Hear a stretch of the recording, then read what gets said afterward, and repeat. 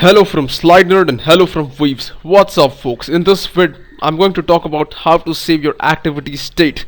So there are two methods: on save instance state and on restore instance state, in addition to the other lifecycle methods that you guys have already seen. Now, if you guys haven't seen the video on the activity lifecycle, you guys should go ahead and check it out on my playlist, because this video is one step above what we have already discussed. So that being said, first let me guys show you what state is all about. You have a simple app over here that is having an edit text. You're typing something like OMFGI, but suddenly you rotate the screen and take a look what happens. That text is gone. That information is not saved. So how will your user feel, or how will you feel as a user? You will get frustrated. You will probably delete the app, right? So let me go ahead and show you the definition of edit text over here. This is the XML layout of edit text. It's a wrap content, weight, EMS, or whatever. Don't worry if you don't know how the edit text looks and works. We will talk about these controls in detail later. But for now, what I want you guys to understand is this. Again, you have the same app, landscape mode, OMFGI, and as you rotate the device, this time the information is stored. How did that happen?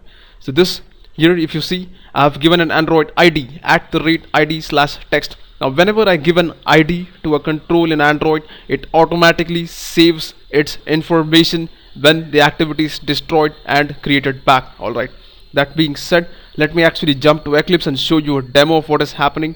So here I am in my Android developer tools. Alright, I have a sample app installed on my emulator. It's called State Test. You don't need to worry about the code of this app. What I want you guys to see is what happens when I run this app. Now this app is going to print some messages on the logcat screen over here. Alright, it is basically the life cycle of an activity, but there are two additional methods. So just take a look what happens if I click state test and start it. As you see, on create, on start, on resume is called quickly. Alright, so now if I block this activity by calling show activity dialog over here, yes, you can see the dialog has come over here, and there is something over here. On pause is called, and take a look. It says on save instance state was called. Alright. Again, if I close this, on resume is called, right? Then if I go to my home screen, if you guys remember, on pause and on stop are gonna be called. And again, take a look. On save instance state is called. Alright. So again, if I go back into my apps section inside here and I start my state test, as you see, on restart, on start, and on resume are called.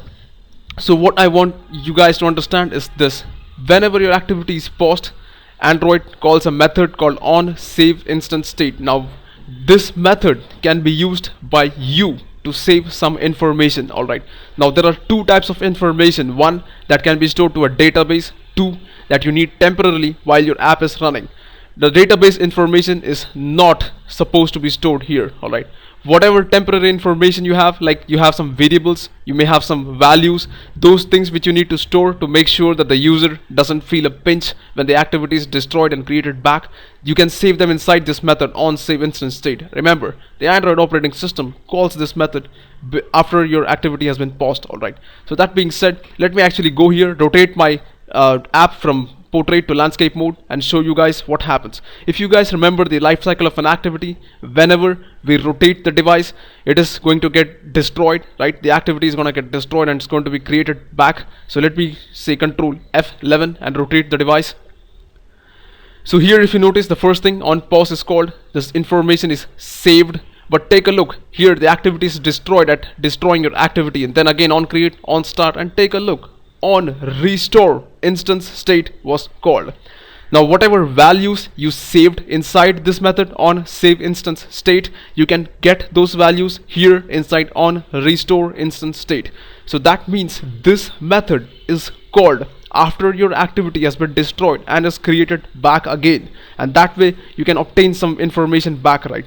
So this is the best way you can avoid issues being, avoid data being lost. Alright, but there is one thing you guys need to remember. Again, if I go ahead and I say show activity dialog, your on pause will be called, then your information will be saved inside this on save instance state. If I close this, that is gonna be normal, right? If I rotate my orientation by saying control F11, remember, first information will be saved inside this, then on restore instance state will be called, inside which you can have your values back, right? There is one small exception to this, and that is your back button. Take a look. If you press your back button over here, you're just destroying your activity because back was pressed. When you press your back button, Android calls finish method on your activity, and that means it assumes that your activity is no longer needed by the user, so that in that case you cannot restore your information back. Alright, so I believe you guys understood something about this on save instance state and on restore instance state. In the next video I'm actually going to talk about the details of these methods and how you should save values and how you can get your values back. So for now, what you guys need to remember is only two things. Whenever you have to save some information, use that on save instance state method, and whenever you want to get some information back after the activity has been destroyed, use your on restore instance state. So if you guys liked what you saw, please subscribe to my channel, comment, let me know what you think about this. Thanks for watching. I'll catch you guys later. Have a nice day.